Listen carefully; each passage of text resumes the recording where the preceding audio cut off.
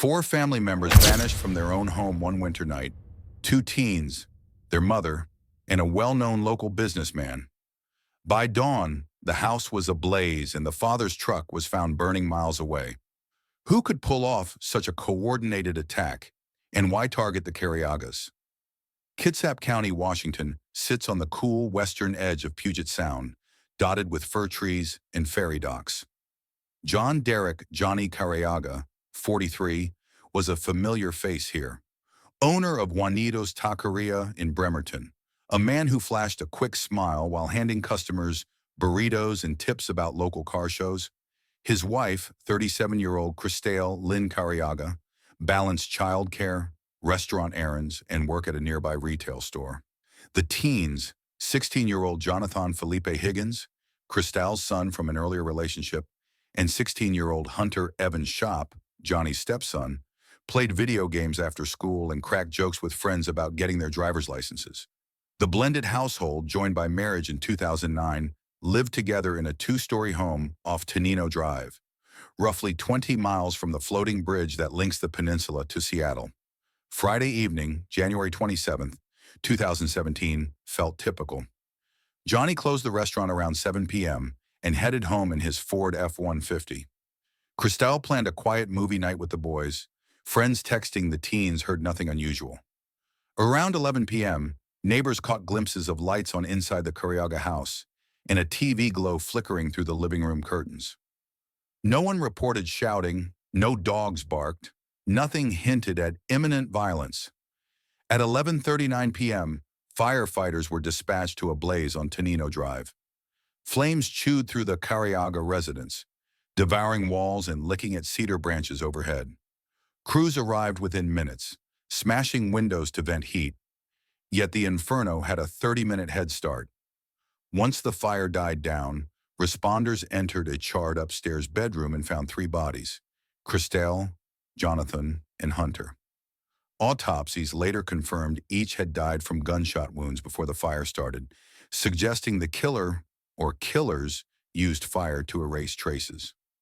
At 2 a.m., while investigators were still combing the smoldering house, a call came in from Mason County, 30 miles southwest. A pickup truck was ablaze on a lonely logging road near a tree farm. Deputies traced the plates: Johnny Careaga's Ford. In the driver's seat, slumped amid melted upholstery, lay a fourth body, Johnny himself. Like the others, he had been shot before flames concealed the scene. Two burn sites, hours apart, told detectives one chilling fact: someone murdered the family in their own home, kidnapped Johnny, and executed him separately. Kitsap County detectives found no sign of forced entry at the house. Cabinets held valuables, drawers contained untouched jewelry, and the family's safe remained locked. Robbery was unlikely. The clock and calendar in the kitchen were intact, hinting the killers moved quickly and knew their target. Crime scene techs collected shell casings, charred fabric, and fragments of a broken smartphone. Footprint impressions outside the back door suggested at least two intruders. Johnny's life revealed possible motives. He ran the taqueria but also dealt in classic cars, vehicles he sometimes advertised on regional buy and sell boards. Friends whispered about the occasional cash-only deal. Others noted he'd once displayed a green skull patch associated with outlaw motorcycle culture. Rumors surfaced that Johnny owed thousands to a group unhappy with late payments, a debt larger than restaurant margins could cover. Investigators considered whether a drug trafficking network or a biker gang ordered the killings as payback. Christelle's routine offered a second theory. In the weeks before her death, she confided to a friend about harassing messages from an old acquaintance. The text stopped after she blocked the number, but detectives wondered if the intimidation escalated offline. Believing the family may have been stalked, they pulled phone records, cross-checked license plates seen near the Careaga home, and compiled a list of anyone with grudges. Digital footprints provided more clues. Surveillance from a gas station 10 miles south captured Johnny's truck at 10:51 p.m. Two men inside besides Johnny, whose hands were visibly on his lap, not the wheel. Enhancing the video showed the passenger wearing a hooded jacket with reflective piping. Detectives searched local stores for receipts of similar clothing sold days earlier. Meanwhile, a neighbor's motion camera recorded two sets of headlights leaving Tenino Drive minutes after the house fire ignited, implying a getaway vehicle followed closely behind Johnny's truck. Autopsy timelines matched the security footage. Medical examiners placed Cristal's and the boy's deaths around 10:30 p.m., while Johnny died closer to midnight. That sequence told a story. Intruders entered, restrained the father, executed the mother and teens, set the house ablaze, then drove Johnny to a second site for execution. As evidence mounted, deputies canvassed local biker hangouts, classic car forums, and anyone linked to a rumored narcotics pipeline stretching from the peninsula to Tacoma. They seized cell tower data to reconstruct travel paths. Forensic accountants examined Johnny's bank activity, flagging several cash withdrawals in excess of his restaurant payroll. Investigators theorized he tried paying off a mounting debt but came up short. Detectives floated a third angle. Someone sought property insurance payouts. However, financial records showed no recent policies that would benefit family or partners significantly. That motive looked weak compared to the debt retribution theory. Still, they left no stone unturned, tracking insurance calls, state documents, and possible beneficiaries. Publicly, Kitsap County Sheriff detectives called the murders a targeted attack, insisting the community at large faced no random threat. That statement hinted they believed Johnny's connections, business or personal, brought killers to the family's door. News outlets latched on to the biker debt storyline, speculating about retaliation for unpaid money or stolen goods. Friends of Johnny defended him, describing a generous entrepreneur who handed out extra tacos to kids who couldn't pay. They admitted he liked fast motorcycles and flashes of cash, but denied he'd crossed criminal lines. Investigators searched Johnny's burned truck and found a half-melted pistol wedged under the driver's seat. Not the murder weapon type, but possibly Johnny's own handgun. That implied he carried protection, fearing danger.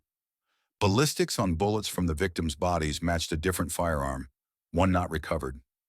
Detectives issued an alert for anyone linked to recent sales or thefts of large-caliber pistols. What could push someone to wipe out an entire family rather than settle a debt or send a warning? By the end of the first week, detectives had a partial profile. At least 2 shooters, knowledge of the house layout, ability to control multiple victims quickly, and transportation savvy enough to torch evidence in 2 counties. They believed accomplices helped scout the logging road and perhaps followed in a second car. Tips poured in, sightings of suspicious vehicles, stories of sudden debts paid off in cash, whispers from jail informants about a contract killing. Law enforcement set up billboards offering a $15,000 reward.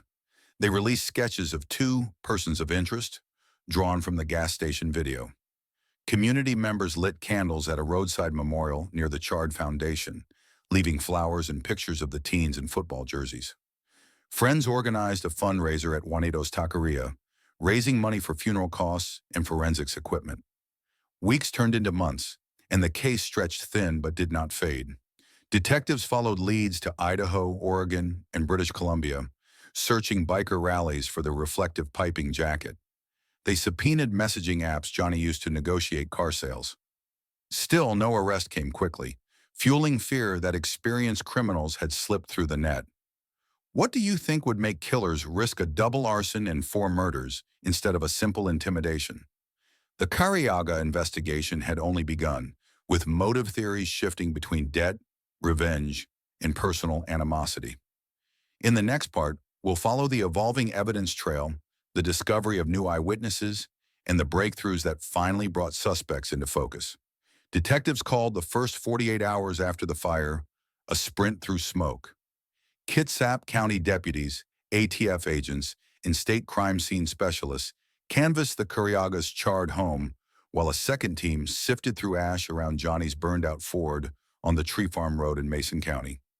The twin arsons guaranteed destruction of fingerprints, hair, and fibers, yet investigators salvaged enough clues to draw an outline of what happened. Inside the house, they found 340 caliber casings buried in melted drywall near the upstairs hallway. Smooth brass, no ejector pin scratches, likely fired from a well-kept semi-automatic pistol. Ballistics later showed those shells matched two others found beside Johnny's body in the truck cab. In the kitchen, a lockbox lay open and empty, its hinges bent but not forced, suggesting the killer knew the combination.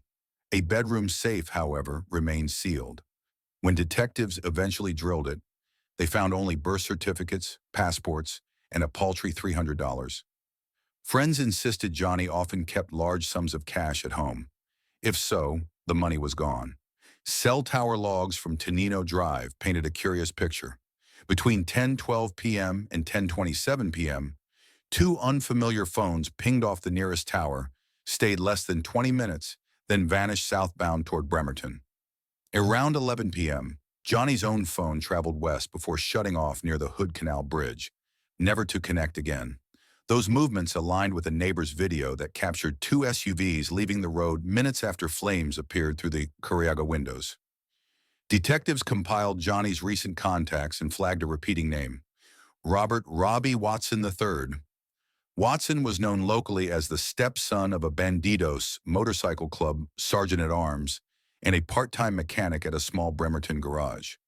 Employees at Juanito's Taqueria had seen Watson arguing with Johnny weeks earlier about missing money. Restaurant staff told detectives Johnny sometimes returned from trips to California with duffel bags heavier on the way back, storing them briefly in a back office.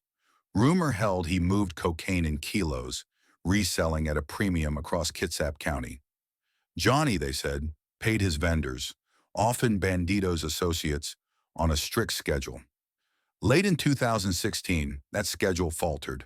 Investigators chased the rumor trail.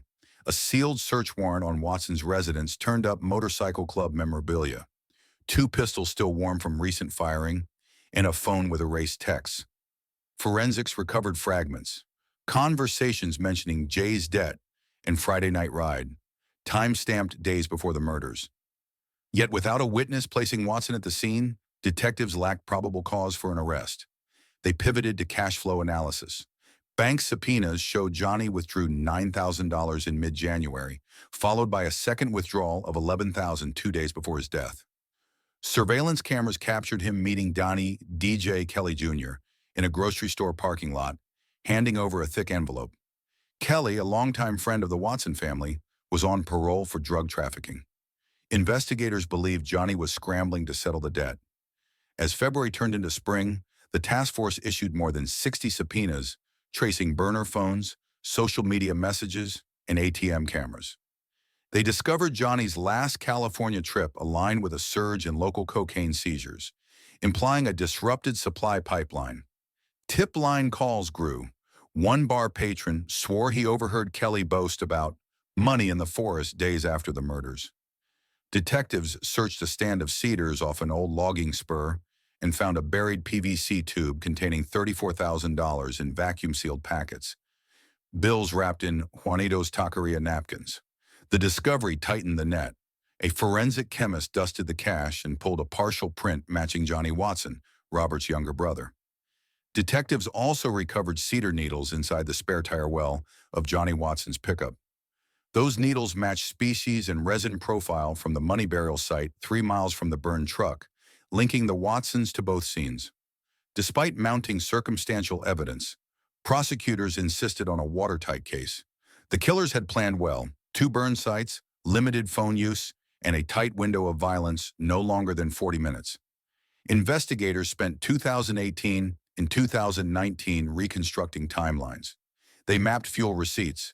Kelly's debit card bought gasoline at 9:54 p.m. near Silverdale. Robbie Watson's phone pinged off a tower at Kitsap Lake at 10:05 p.m., then went dark. Traffic cam footage, enhanced pixel by pixel, showed a dark Dodge Durango convoying behind Johnny's Ford less than 15 minutes before flames erupted on Tenino Drive. Detectives interviewed cellmates who shared jail pods with Kelly and Robbie during separate parole checks.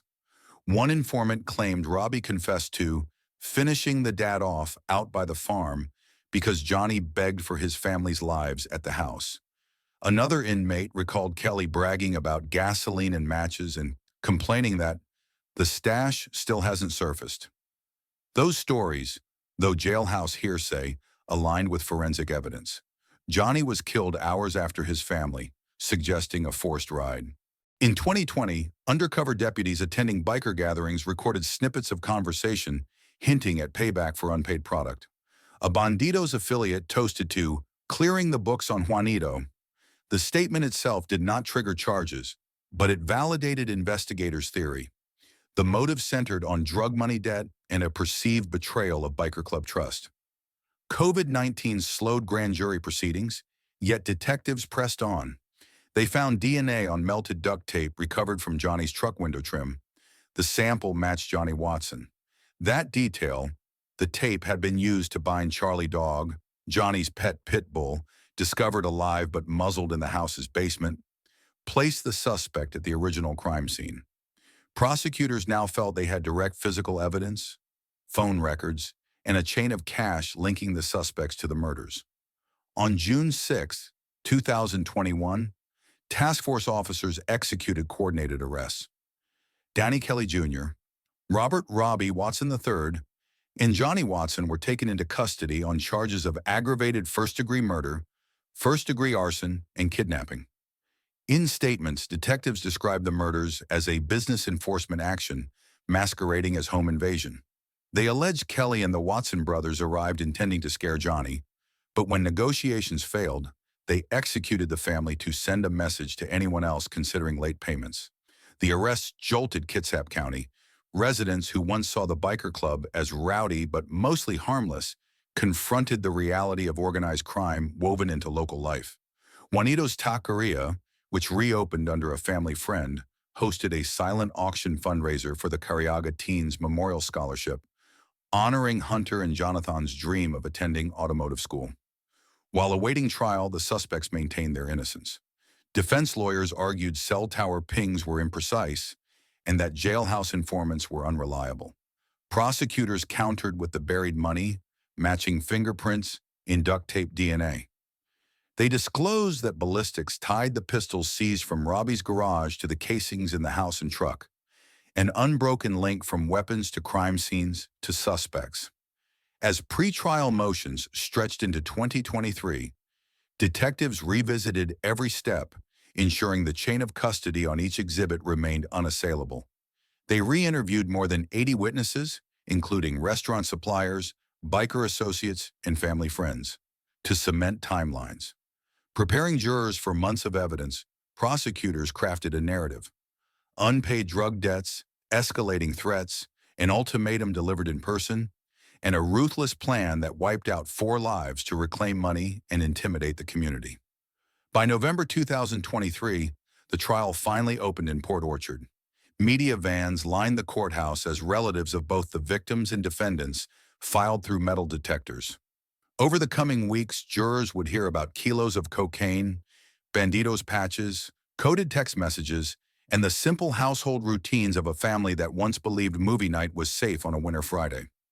The path from smoldering ruins to courtroom testimony had taken nearly 7 years, but investigators were confident the case now rested on evidence strong enough to speak for the dead.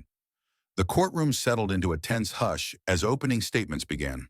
Prosecutors projected a simple image: 4 pictures of the Careaga family, smiling in happier times, next to a diagram showing 2 burn sites connected by a red line.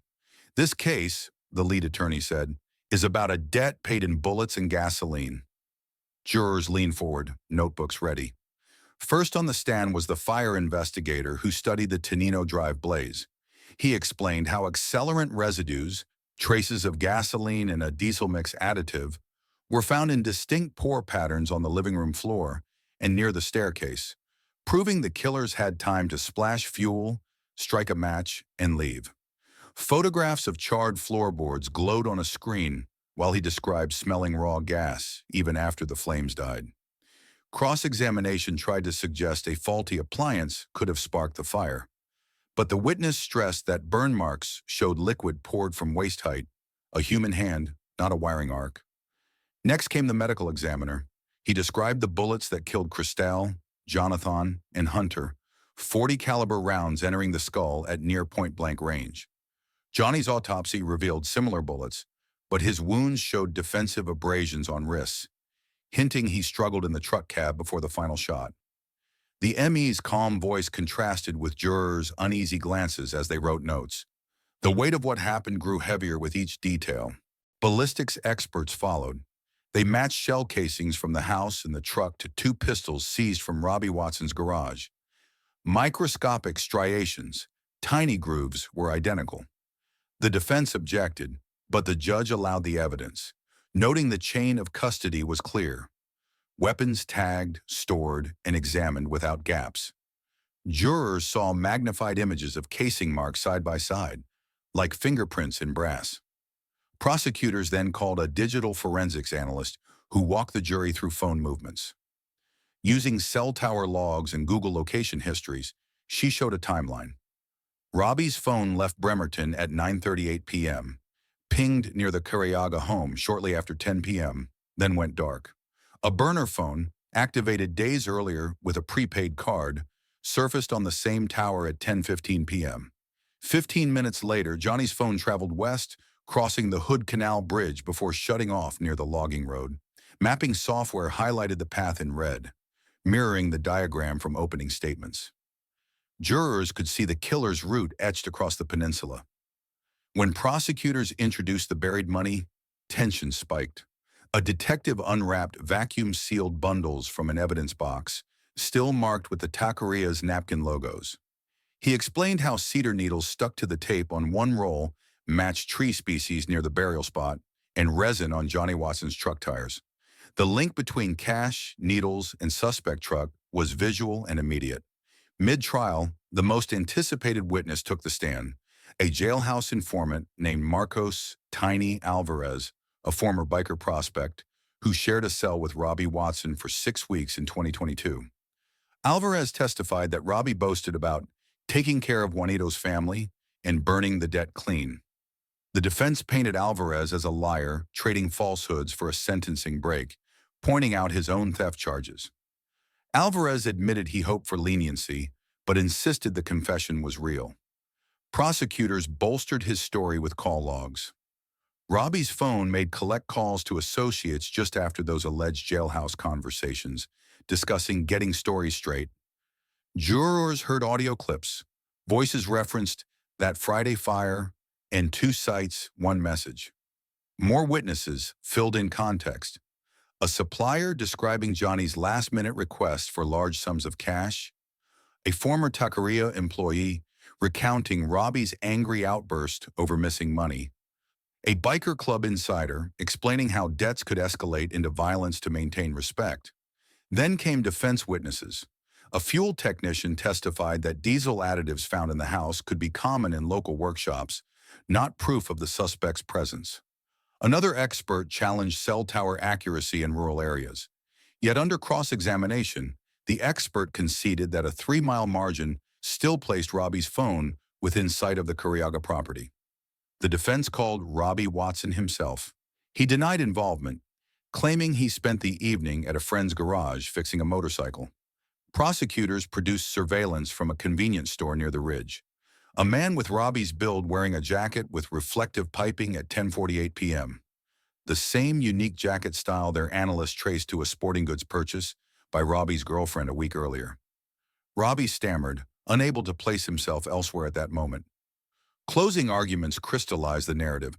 The prosecution replayed Johnny's truck on the gas station camera. 2 figures inside, Johnny in the middle seat, hands visible but not steering. They summarized the evidence: match casings, paired phone pass, burned cash, duct tape DNA, and confessions overheard. Debt is paid in cash, the prosecutor said, but respect in that world is paid in blood and fire. They came for both. Defense lawyers urged jurors to see gaps. No eyewitness to the shootings, no murder weapon recovered from the logging road, and reliance on a jailhouse snitch. They asked whether coincidence and rumor filled holes that hard proof could not. They reminded jurors of reasonable doubt, a phrase they repeated like a mantra. After 6 weeks of testimony, jurors retired to deliberate. The judge sequestered them in a nearby hotel, instructing that verdicts must be unanimous on each count: aggravated first-degree murder, arson, kidnapping, and conspiracy. Reporters camped outside. Locals refreshed news feeds, and the Careaga extended family gathered in quiet prayer. 30 hours later, the jury returned. On the first count, aggravated murder of Cristal Careaga, the four-person's voice trembled. Guilty. One by one, the same verdict echoed for Jonathan, Hunter, and Johnny. Guilty on arson, guilty on kidnapping, guilty on conspiracy. As each verdict sounded, Cristal's sister held a photo of the teenagers, tears streaking her cheeks. Robbie Watson stared ahead, jaw tight, while Danny Kelly dropped his gaze to the table. Johnny Watson shook his head slowly, whispering to his attorney. Sentencing phase began the next morning. Victim impact statements poured emotion into the room. A school coach described Hunter's laugh. A friend recalled Jonathan's dream of becoming a mechanic like Johnny. A cousin of Cristal spoke of future birthdays, forever missing a mother's hug. Then the prosecution presented aggravating factors. Multiple victims, murders committed to conceal another felony, and deliberate destruction of evidence. The judge had little leeway. Washington law allows life without parole for such cases. He imposed 4 consecutive life sentences on Robbie Watson and on Kelly, plus an additional 40 years for arson and kidnapping. Johnny Watson received life with no parole as an accomplice. After court adjourned, detectives acknowledged cameras with brief statements. Today, one said, the Careaga family begins a new chapter, one where answers replace questions and memory replaces fear. Outside, locals left flowers at the rebuilt taqueria, its windows displaying photos of Johnny smiling beside his stepsons. What remains is the question of warning signs. Could anyone have predicted that a business debt would explode into family annihilation? Community leaders stress vigilance. If threats appear, tell authorities. If someone begins carrying large debts and larger fears, step in. The Careaga story teaches that silence can invite tragedy, and that justice, while slow, can still arrive. Next, we'll explore the aftermath, how Juanito's taqueria reinvented itself, how the surviving relatives cope with loss, and how Kitsap County reshaped its approach to organized crime debt collection and family violence prevention. News vans ring the Kitsap County courthouse the morning after the guilty verdicts, but inside Juanito's taqueria, the atmosphere was strangely calm. A chalkboard near the window read, "Justice served. Thank you for standing with us." Customers ordered burritos and carne asada, dropping spare change into a donation jar labeled Hunter and Jonathan Trade School Fund. The restaurant, once Johnny Careaga's pride, had been reopened by his cousin Rosa, who believed keeping the doors open honored the family more than locking them forever. For months, Rosa had worried the verdicts might reignite fear. Instead, the community's turnout only grew, people wanting to show solidarity by buying lunch. While the taqueria bustled, detectives filed closing reports. The case that took nearly 7 years had generated thousands of pages. Scene photos, drone maps, phone logs, witness transcripts, and a forensics chain precise enough to withstand a dozen defense motions. One detective admitted privately he still dreamed of the twin fires, orange walls of flame framing winter trees, and woke wondering what tiny mistake could have cracked the case sooner.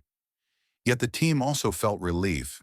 The evidence had held, the jury had spoken, and the county could begin to turn grief into prevention. Kitsap County commissioners convened a task group on organized crime debt violence. Their first finding, few local agencies had shared data on biker club activity before the Careaga murders. A patchwork of tips sat in separate databases. Police, State Patrol, ATF, never cross-referenced until after the killings. Now databases would sync nightly. A flagged license plate seen at one biker bar would alert detectives countywide. The sheriff's office launched quarterly briefings with surrounding counties, recognizing that criminal crews moved across county lines as easily as casual commuters. The sheriff also announced a new rapid arson response protocol.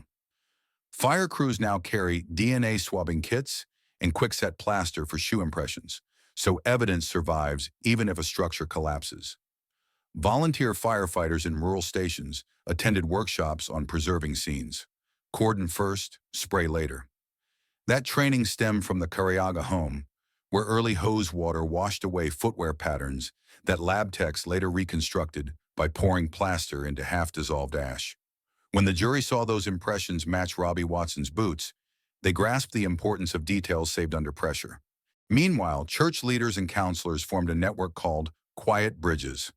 Their mission: provide confidential mediation when family debts or illicit dealings threaten loved ones.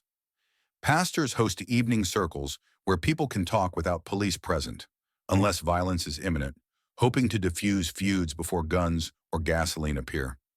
The first success came when a young mechanic admitted owing a biker crew for engine parts supplied under the table. A counselor arranged a payment plan and legal advice. Police monitored from a distance. Nobody got hurt, and the mechanic eventually testified for the state in a smaller drug trafficking case. Hunter and Jonathan's friends kept their own promise, building the Careaga garage. Using leftover insurance funds and community donations, they converted an old storage shed behind the taqueria into a workshop. Local auto shops donated lifts and tool sets. Every Saturday, volunteer mentors teach teens how to change oil, weld exhaust pipes, and restore classic engines. The same hobbies that once bonded Johnny with his stepsons. On the back wall hangs a mural, two teenage silhouettes holding wrenches against a background of blue flame. The caption, "Build, don't burn." Tourists sometimes stop for photos, learning the family's story not through crime scene tape, but through the hum of a rebuilt V8 engine. In high schools, social studies teachers use the Careaga timeline in a unit called Ripple Effects of Crime. Students map how one decision, skimming cash from bulk drug sales, for example, can cascade debt, threats, violence, retaliation, community trauma. They role-play negotiations, practicing how to involve trusted adults before problems escalate. At parent-teacher nights, officers talk candidly about signs of gang recruitment, new patches sewn on jackets, sudden cash spending, and friends who refuse to share last names. The message is clear. Silence can be deadly. Conversation saves lives. The sheriff's office launched an anonymous tip app named Torchwatch, borrowing its logo from a candle long used at vigils for the Careagas. Within months, tips led to stolen vehicle recoveries, a fentanyl distribution bust, and early intervention in a custody dispute where threats surfaced on social media.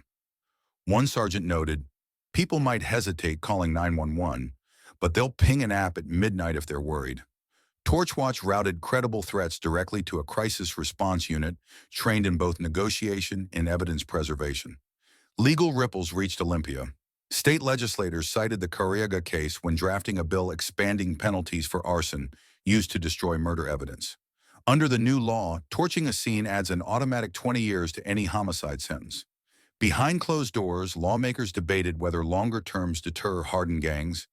Publicly, they framed the bill as honoring Cristal, whose body was too badly burned to allow an open casket funeral. The bill passed with rare bipartisan support.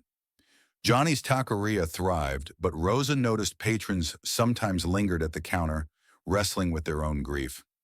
She started a pay with a memory board. Anyone could pin a note, a joke Hunter once told in Spanish class, a story of Cristal buying extra groceries for a struggling neighbor. When the board filled, Rosa scanned the notes into a scrapbook that sits near the register. New customers flipped through pages before ordering, learning that the family were more than victims. They were soccer fans, dog lovers, pranksters, generous tippers. The board keeps them alive in the daily rhythm of lunch orders. Not all scars healed evenly. Some neighbors still flinch at late-night motorcycle engines echoing across Hood Canal. A few residents sold homes, unwilling to stay where flames once colored the sky. Johnny's sister moved to Oregon, saying every smoky barbecue smell pulled her back to that January night. Yet most stayed, determined that fear would not win. They installed porch cameras, formed tighter block watch groups, and shared emergency contacts. Their resilience trusted vigilance more than vigilance alone. Community, they learned, is the best alarm system. When county officials dedicated a small metal plaque near the rebuilt home foundation, a quiet crowd gathered. The inscription reads, "In memory of the Careaga family, lost to violence, remembered in unity." A moment of silence followed, broken only by wind through fir branches. Hunter's best friend placed a toy wrench at the base of the plaque. Jonathan's girlfriend left a note folded inside a taqueria napkin. That evening, as the sun set behind the Olympic Mountains, flickers of candlelight dotted Juanito's parking lot. Families from across Kitsap County stood shoulder to shoulder, holding candles protected by paper cups. Among them were detectives, firefighters, teachers, and bikers who had renounced club life after the trial. Together they sang a simple refrain, "We keep the light." The phrase became a county motto, appearing on bumper stickers, school banners, and fundraising t-shirts, signifying a collective vow to expose hidden dangers before they ignite. 1 year after the verdict, the first inmate appeal reached the state Supreme Court, citing technical challenges to cell tower evidence. Prosecutors defended their methods, noting newer cases now pair tower data with vehicle telematics info, another innovation born from the Careaga investigation.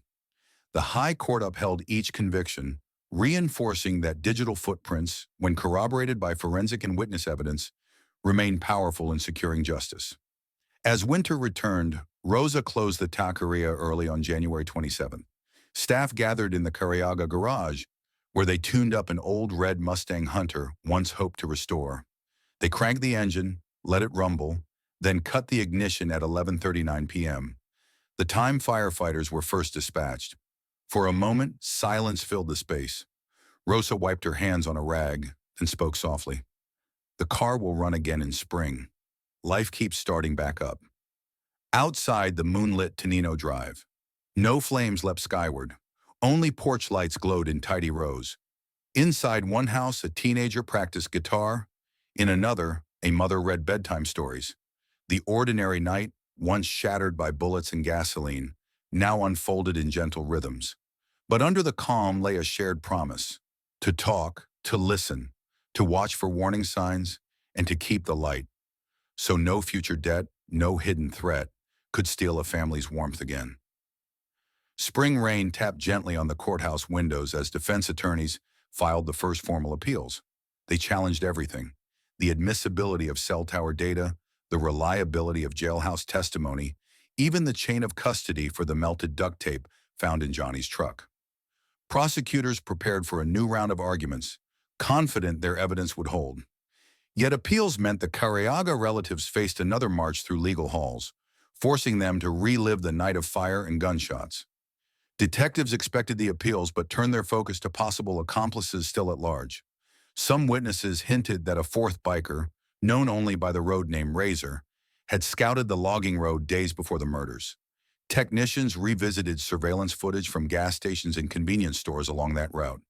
They enhanced blurry frames, isolating a figure with a distinctive tattoo on the neck, a black dagger outlined in red. The image circulated through biker crime task forces from Washington to California. Though no arrest followed immediately, the manhunt signaled that the case, even after verdicts, remained a living investigation. At the Washington State Crime Lab, analysts tried a new tool on evidence too damaged for older methods: vacuum-assisted micro-DNA extraction. Working with charred fabric scraps from Cristal's bedroom, they pulled trace genetic material. The profile did not match any of the convicted men, suggesting another set of hands may have dragged flammable liquid upstairs. Prosecutors weighed whether to reveal this publicly. Detectives decided to keep it quiet while they searched national DNA databases for potential hits. The discovery reignited both hope and anxiety. Could someone else still be free? Meanwhile, the Bandidos Motorcycle Club felt increased pressure. Federal agents launched a broader investigation into drug trafficking along the peninsula. A series of quiet arrests followed. Low-level couriers caught with hidden compartments in bike saddlebags, mid-tier dealers busted during traffic stops where K9 units found bundles of cocaine under false gas tanks. Local news tied each bust back to the Careaga murders, framing the case as a catalyst for dismantling a larger network. Club chapters in Bremerton and Tacoma saw dwindling membership as some riders left to avoid scrutiny. Others stayed, determined to protect what remained of their reputation. Back in Kitsap County, the Torchwatch tip app logged an unexpected success. A resident reported a storage unit whose renter hadn't been seen in months, but whose fees were paid in cash by an unfamiliar man. Deputies obtained a warrant, uncovering a stash of weapons and biker vests, emblazoned with the same reflective piping pattern spotted on footage from the night of the murders. Among the items, a weathered notebook listing payments owed by initials, including JC for Johnny Careaga. Ballistics matched two other guns in the locker to unsolved shootings in Pierce County, reinforcing the theory that the Careaga murders were part of a larger pattern of debt intimidation. Teachers at local high schools updated their Ripple Effects of Crime unit. They invited Rosa, Johnny's cousin, to speak about rebuilding the taqueria and the meaning of resilience.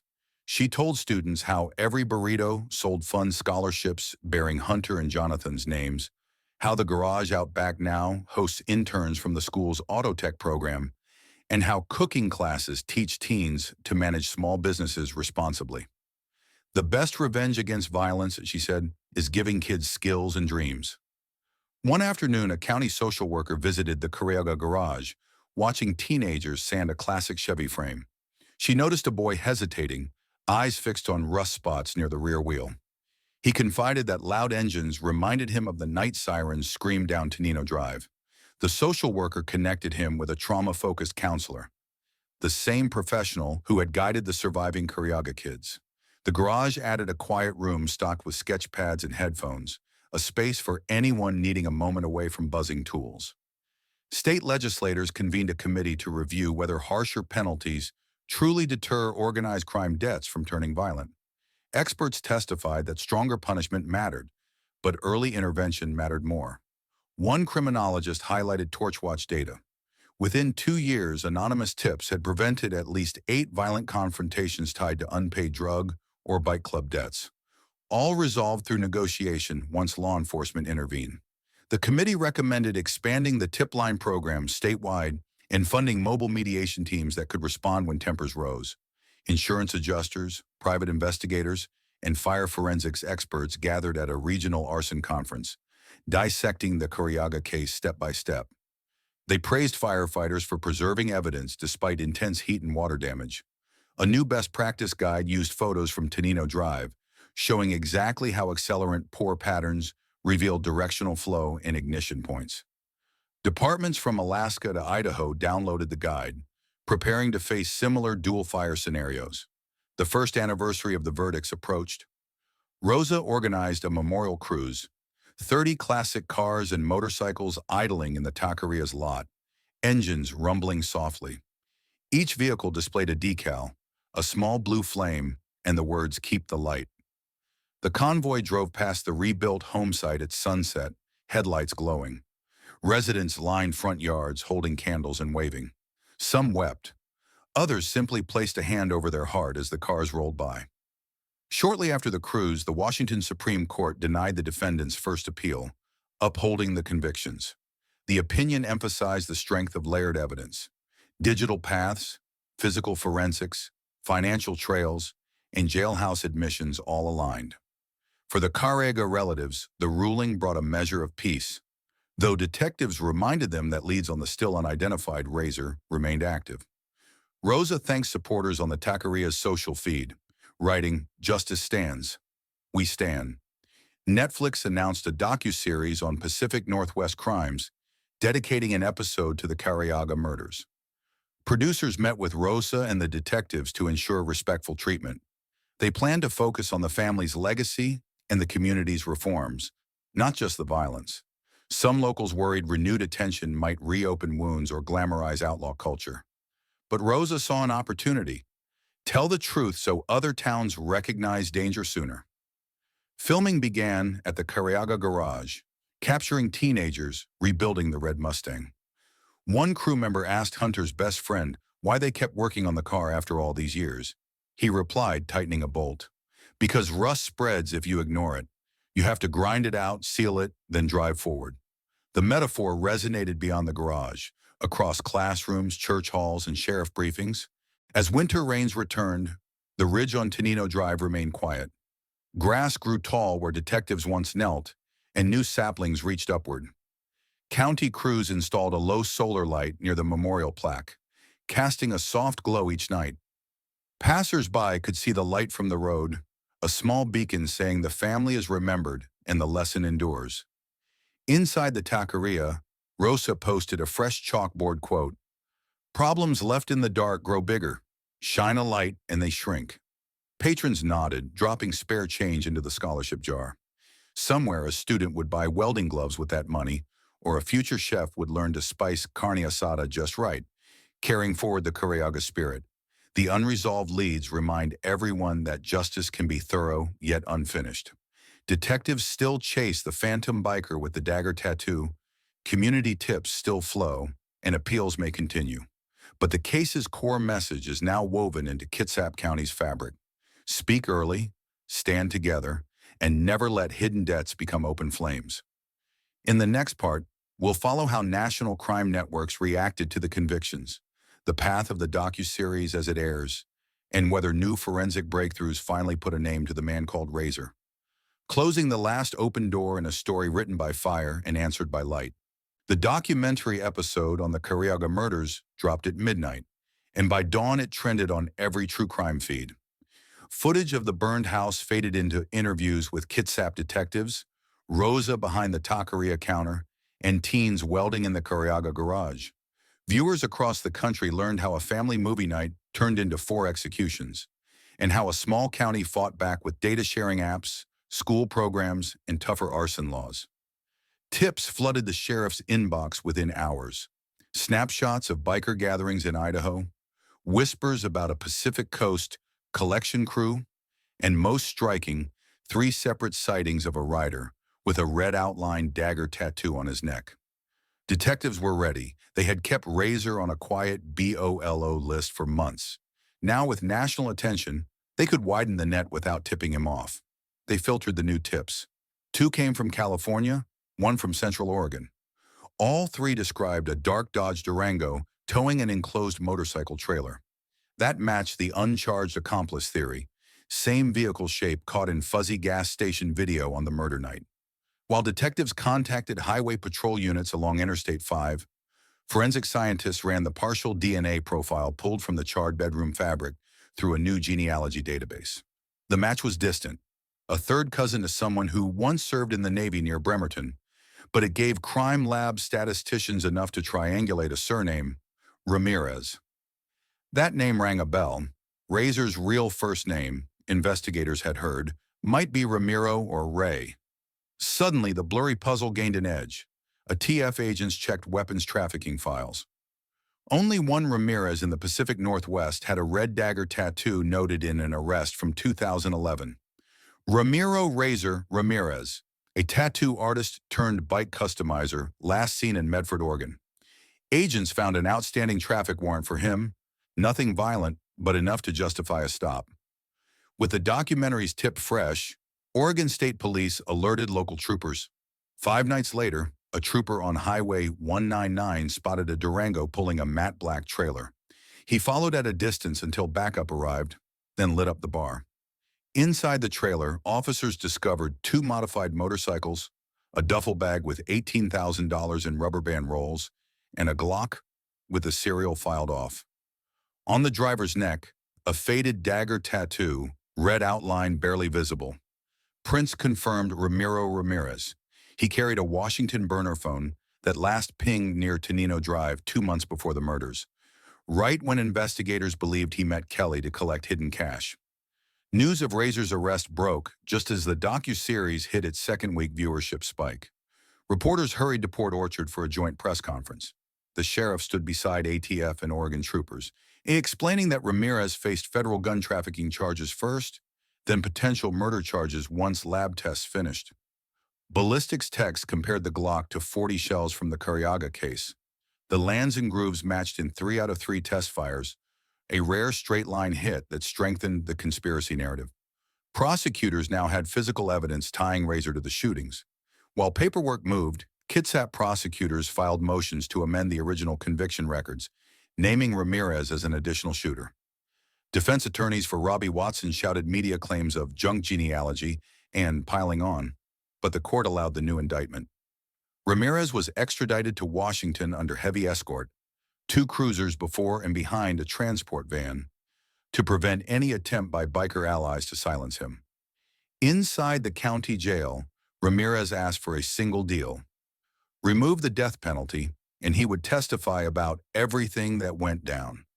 Washington had already abolished capital punishment in practice, but prosecutors leveraged the federal gun charge, which could stack decades. Ramirez confessed on video. He and Kelly discussed lighting up the house if Johnny wouldn't pay. Watkins provided guns. Ramirez poured diesel from jerry cans upstairs. Kelly forced Johnny into the truck. Ramirez even drew a map of where they parked a second vehicle, a spot that matched tire impressions found years earlier but never solved. That confession closed the last evidence gaps. For the Careaga relatives, the admission reopened wounds, yet it also brought final clarity. Cristal's sister said, "We always felt someone else was there. Now we know his name." In Olympia, lawmakers fast-tracked the Family Justice Addendum, adding organized crime enhancements to Washington kidnapping statutes. 10 extra years per count when violence targets minors in a family home. The bill drew bipartisan applause, with senators citing the Careaga teens by name. Back in Bremerton, the taqueria ran a Justice Burrito special. Extra spicy, profits split between the scholarship fund and a new county crisis team. Each burrito came wrapped in paper printed with a hotline number and the Torchwatch QR code. Sales doubled that weekend. Students volunteering behind the counter liked to say the salsa heat equaled one more degree against biker fear. Teachers updated lesson plans again. Now they had a full arc: warning signs, tragedy, investigation, community resilience, and final accountability. They screened a short clip from Ramirez's confession, edited to omit graphic details, paired with a discussion on peer pressure and gang culture. Students wrote essays on how small choices ripple into lives lost or saved. At the Careaga garage, the red Mustang finally rolled onto a nearby test track. Teens who had spent years sanding, welding, and tuning cheered as the engine hit a smooth roar. Rosa filmed a short video, the Mustang racing under blue sky, captioned, "Keep moving forward." She posted it alongside news of Ramirez's arrest. Messages poured in: congratulations, relief, a few lines of Spanish prayer. The docuseries producers returned for follow-up interviews, capturing community reactions and the Mustang's debut. Critics praised the show for spotlighting preventive measures instead of glorifying outlaw culture. Other towns asked how to replicate Torchwatch. Kitsap officials shared code with 2 counties in Montana, 1 in British Columbia, and a sheriff's office in rural Alabama. Defendants' appeals kept winding through courts, but with Ramirez's confession and matching ballistics now public, legal experts predicted no reversals. The state Supreme Court consolidated remaining motions, scheduling a single hearing instead of multiple rounds. For the Careaga relatives, that meant fewer trips to Olympia, less reopening of sorrow. Razor's sentencing came swiftly: life without parole for 4 murders, plus 20 years on arson and firearms charges. He entered his guilty plea quietly, expressing regret, but claiming fear of biker superiors. Prosecutors noted that Johnny's debt was less than $50,000, not pocket change, the prosecutor said, but nowhere near worth 4 human lives. The judge replied, "No debt is." With the final conviction, detectives archived the case files. They kept digital copies for training. Rookie investigators now study the Careaga timeline during academy rotations, learning to follow money, phones, and fire residue in tandem. One late summer evening, county leaders unveiled a modest sculpture outside the sheriff's headquarters. 4 rising beams of brushed steel, each etched with a Careaga name, converging into a single point of light. The ceremony was small: family, deputies, firefighters, a few classmates of the boys now heading to college on the scholarship's first payouts. As the sun dipped, solar LEDs illuminated the sculpture, casting intersecting beams on the sidewalk. People lingered, tracing names with fingertips, then walked away quietly. The county still keeps porch lights burning bright. Motorcycles still rumble along Hood Canal, but riders know extra eyes watch. Debts are still collected, but many now prefer court paperwork to late-night intimidation. And in the Careaga garage, teens still wrench on engines, proving day by day that resolve and community outshine fear and gasoline. Late summer sunlight filters over Kitsap County these days, and for the first time in years it feels ordinary again. The rebuilt Careaga home stands quiet on Tenino Drive. Children ride bikes past without slowing, and the air smells of cedar instead of char. Inside Juanito's taqueria, morning prep begins the same way Johnny once liked it. Radios low, tortillas stacked, salsa pots simmering. A framed photo of the family hangs near the register. Johnny grinning in a baseball cap, Chris Dale beside him, Hunter and Jonathan flashing matching peace signs. Underneath is a small brass plate that reads, "We keep the light." The final conviction of Ramiro Razor Ramirez closed the investigative file, but it also sparked the county's next chapter. The Torchwatch app rolled out statewide. Within months, it logged hundreds of tips that helped halt threats before they turned violent. A Kitsap-Pierce task force now meets quarterly, reviewing any tip that mentions debts, gangs, or arson. Detectives say the partnership would not exist without the Careaga blueprint. Share intel early, keep databases talking, act before midnight calls, become crime scenes. At Olympic High School, seniors fill the auditorium for an annual assembly called Lessons from the Light. Two deputies explain how the case unfolded. No gruesome photos, just the timeline showing how one late payment led to 4 murders. A counselor then walks students through conflict resolution resources and anonymous reporting options. Afterward, Rosa hands 2 students the Careaga Legacy Scholarships, one for automotive tech, one for culinary arts. Both winners spend weekends volunteering at the garage or rolling burritos in the taqueria, continuing the cycle of skills and kindness the family began. The Careaga garage runs almost every afternoon now. Teens polish valve covers, troubleshoot wiring, and swap stories. On weekends, they open the bay door to neighborhood kids, teaching younger hands how to change oil or patch bicycle tires. Outside, the red Mustang Hunter dreamed of rebuilding finally cruises the peninsula's back roads. At car shows, crowds gather to hear its rebuilt engine purr. The hoodliner features a hand-painted mural of 4 blue flames, each flame flanked by a wrench or spatula, symbols of the family's passions. Across the state, insurers note a drop in arson for hire claims. Investigators credit the new 20-year arson add-on for deterring burn scene cover-ups. Legislators point to Torchwatch stats and expanded mediation programs when they trumpet the Careaga reforms. Proof, they say, that tragedy can spark progress. Not everything heals perfectly. Some Careaga relatives still leave kits of bottled water and granola bars in their cars. Anxious memories of those vigil nights when they paced the ridge in rain and candle smoke. Cristal's sister calls Hunter and Jonathan's phones once a year on their birthdays, letting the calls ring through to silent voicemail, then saving the recordings. But these rituals no longer feel like open wounds. They feel like threads tying past to present. Detective Ross, gray at the temples now, walks the high school auto bay one afternoon, watching teens torque lug nuts on the Mustang. He tells them, "I used to stare at those bullet casings under a microscope, thinking justice would never come." A student asks what changed. Ross taps the hood and says, "Persistence and community. You keep turning the wrench until the engine runs right." The kids nod, understanding that justice requires the same patience their projects do. Even the biker scene alters. Bremerton's chapter house sits shuttered, its sign removed. A former member, now working at a local tire shop, drops off a tool chest at the garage with a note. "Use these better than we did." The teens clean rust from the sockets and add them to the communal rack. On a crisp evening 5 years after the last trial, Kitsap County hosts a unity run along Hood Canal. Runners pin small blue flame patches to their shirts. The route starts at the sheriff's office sculpture, loops past Juanitos for quick cups of horchata, and ends at the ridge where 4 stainless steel beams hold solar lights. Families gather there, sharing quiet conversations. When darkness settles, the beams spark on, steady, unwavering. Rosa steps to a small podium and speaks softly. "We know now that debts can be settled with words and papers, not bullets. We know that kids with tools change the world faster than gangs with guns.